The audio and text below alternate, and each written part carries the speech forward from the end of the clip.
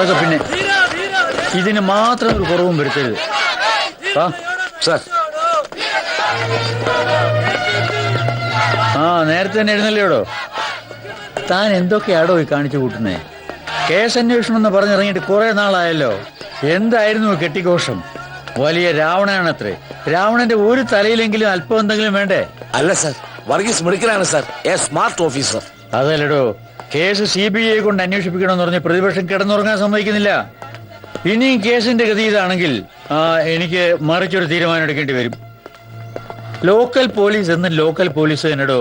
വെറുതെ അല്ല പത്രക്കാർ പോലും CBI എന്ന് പറയും. ക്ഷമിക്കണം സാർ, മഞ്ഞും മഴയും കൊണ്ട് അനാഥ പ്രേതങ്ങൾക്ക് പോലും കാവൽ നിന്ന പോലീസുകാരന് ഈ നാട്ടിൽ ഒരു നാറിയുടെ വില പോലും ഇല്ലാതായി പോയത് ഞങ്ങളുടെ കുഴപ്പം കൊണ്ടല്ല.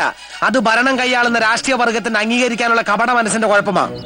പദവിയും അംഗീകാരങ്ങളും മറന്ന് ഒരു മെയ്യോടെ മുന്നോട്ട് നീങ്ങിയാൽ ഏത് തെളിയിക്കാത്ത കേസും രാഖി രാമാനം തെളിയിക്കാൻ കഴിയും. അത് അംഗീകരിക്കാനുള്ള വിശാല മനസ്സുണ്ടെങ്കിൽ അതിനൊരു തുടക്കം ഞാൻ കുറിക്കാം. വിത്തിൻ 1 വീക്ക് ശത്രുവിന്റെ മുമ്പിൽ മരണമായി കീഴടങ്ങില്ലെങ്കിൽ ശത്രുവിനും കൊണ്ട് വർഗീസ് വരും. വന്നിരിക്കും സാർ.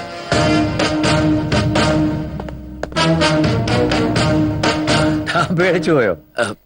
ഞാനവനെ ചൂടാക്കിയതല്ലേ. അവൻ മിടുക്കനാ സാർ. Okay sir. ഇതെന്തെല്ലാരും ഇങ്ങനെ ഇരിക്കണേ? കഴിച്ചു തുടങ്ങാനില്ലേ? സാറ് വരട്ടെന്ന് കരുതി. അയ്യോ സോറി, ഞാൻ പറയാൻ മറന്നുപോയി. ഇന്ന് എനിക്ക് ഡയറ്റാ. അട്ടെ, ഇന്ന് എന്താ സ്പെഷ്യല്? ചപ്പാത്തിയും കുറുമയാണ്. സൂപ്പർ. ആരാ കുക്ക്? രാജീവ. അപ്പൊ പാലാരി വട്ടത്തൊരു തട്ടുകട തുടങ്ങിയാലും രക്ഷപ്പെടുമെന്ന് അർത്ഥം.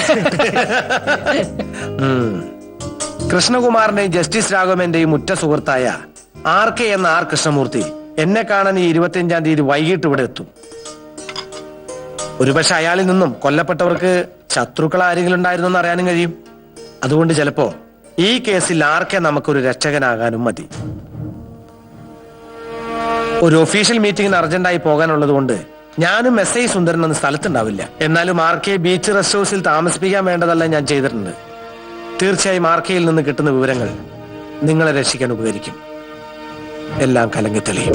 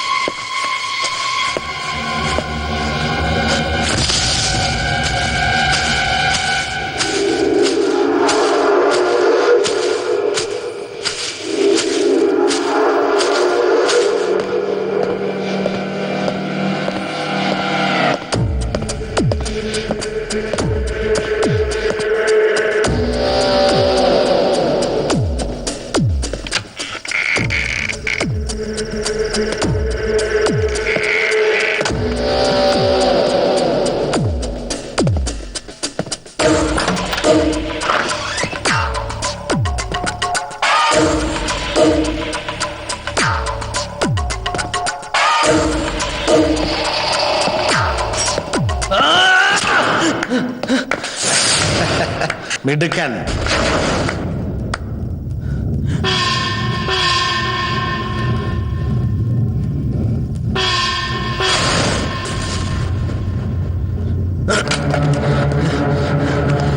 എനിക്ക് വേണമെങ്കിൽ നിങ്ങളെ മുമ്പേ തന്നെ കൊല്ലാമായിരുന്നു. പക്ഷെ ഞാൻ അതിന് മുതിരായിരുന്നത് എന്റെ ലക്ഷ്യം ആർക്കെ മാത്രമായിരുന്നു. ഇനി നിങ്ങൾ ജീവിച്ചിരുന്നാൽ എനിക്കാണത് അപകടം. ആണത്തമുണ്ടെങ്കിൽ നീ ഈ കളിയിൽ ജയിക്കും. വെക്കടാ വെടി.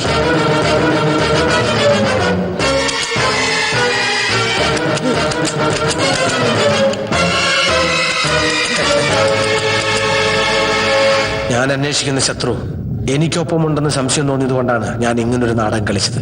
ഞാൻ നേരത്തെ പറഞ്ഞല്ലോ, എന്തിനും ഏതിനും മേലെ ഒരു കണ്ണുണ്ടെന്ന്, ദൈവത്തിന്റെ കണ്ണ്.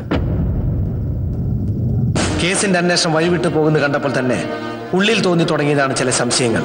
പക്ഷെ വ്യക്തമായ തെളിവുകളും സാഹചര്യങ്ങളും ഇല്ലാതെ വലയിൽ കുരുങ്ങിയ കുറ്റവാളികളെ നിയമത്തിന്റെ മുന്നിൽ ഇനിയും ഹാജരാക്കിയാൽ ഒരുപക്ഷെ മുൻകാല സാഹചര്യങ്ങൾ കണക്കിലെടുത്ത് രക്ഷപ്പെടാനുള്ള സാധ്യത ഏറെയായിരുന്നു. അതുകൊണ്ട് തന്നെയായിരുന്നു ഇങ്ങനൊരു അവസരത്തിന് വേണ്ടി ഞാൻ കാത്തിരുന്നത്. ഒഫീഷ്യൽ മീറ്റിംഗ് ആണെന്ന് കളവ് പറഞ്ഞ് ഞാൻ നേരെ പോയത് നിങ്ങളുടെ 3 പേരുടെയും വീട്ടിലേക്കായിരുന്നു. കുടുംബ ബന്ധങ്ങൾക്കിടയിലെ സ്നേഹത്തിന്റെ കഥ കേട്ടപ്പോഴും നിങ്ങൾ ഒരിക്കലും എനിക്ക് സംശയം തോന്നിയില്ല. പക്ഷെ നിന്റെ വീട്ടിൽ നിന്ന് തിരിച്ചു പോരാൻ നേരത്താണ് ചില സംശയങ്ങൾ എന്നിൽ മുളപ്പൊട്ടാൻ തുടങ്ങിയത്. നിന്റെ ഭൂതകാലത്തെ കുറിച്ച് പറയാൻ അമ്മ വല്ലാതെ ഭയപ്പെടുന്നത് ഞാൻ കണ്ടു. കൃഷ്ണകുമാറിനെയും ജസ്റ്റിസിനെയും കൊന്നത് ഒരാൾ തന്നെയാണെങ്കിൽ അയാൾ തന്നെ ആർക്കെയെ കൊല്ലാൻ വരുമെന്ന് ഞാൻ ഊഹിച്ചു. പറയടാ, നിന്റെ നാവിൽ നിന്ന് തന്നെ എനിക്കത് കേൾക്കണം. കൃഷ്ണകുമാറിനെ കൊന്ന നീയല്ലേ? അതെ, ഞാൻ തന്നെയാണ്. കൃഷ്ണകുമാറിനെ മാത്രമല്ല, ജസ്റ്റിസ് രാഘവനെ കൊന്ന ഞാനാ. എന്റെ കാത്തിരിപ്പിനൊടുവിൽ വീണ് കിട്ടിയ ഒരു സന്ദർഭം പോലെയായിരുന്നു ഇന്റർസോൺ കലോത്സവത്തിൽ മുൻ മന്ത്രി കൃഷ്ണകുമാർ യാദൃശ്ചികമായി എത്തിയത്. അന്ന് നടക്കേണ്ടിയിരുന്ന ഞങ്ങളുടെ പ്രോഗ്രാം മാറ്റിവെച്ചെന്നുള്ള നിസ്സാര കാര്യത്തിന് ഞങ്ങളെക്കാളേറെ പ്രശ്നങ്ങളുണ്ടാക്കാൻ മാധവനായിരുന്നു താല്പര്യം. ഇതിനു പിന്നിൽ ആസൂത്രിതമായ ഒരു നീക്കമുണ്ടെന്ന് എനിക്ക് തോന്നി. അതുകൊണ്ട് മാധവനെ മുൻനിർത്തി ഒരു കളി കളിക്കാൻ ഞാൻ തീരുമാനിച്ചു. കറണ്ട് പോയ നേരത്ത് കൃഷ്ണകുമാറിനെ കൊലപ്പെടുത്തിയത് ഞാനായിരുന്നു. എന്റെ സുഹൃത്തുക്കൾ പോലും അറിയാതെ ഞാനത് ചെയ്തു. പിന്നെ എന്റെ അടുത്ത ലക്ഷ്യം ജസ്റ്റിസ് രാഘവമേനോനായിരുന്നു. പോലീസിനെ വെട്ടിച്ച് ഞങ്ങൾ അന്ന് നേരെ പോയത് ജസ്റ്റിസിന്റെ വീട്ടിലേക്കായിരുന്നു. നമ്മൾ 3 പേരും ഒരുമിച്ച് കണ്ടു കഴിഞ്ഞാൽ ജഡ്ജി ചിലപ്പോൾ ബഹളം വെച്ചാലോ. അതുകൊണ്ട് നിങ്ങൾ ഇവിടെ നിൽക്കുക. ഞാൻ എങ്ങനെയും പോയി കാര്യങ്ങൾ ധരിപ്പിച്ച് നിങ്ങളെ വിളിക്കാം. അതിനിടയിൽ പോലീസ് എങ്ങാനും വന്നാൽ മാറി നിൽക്കണം.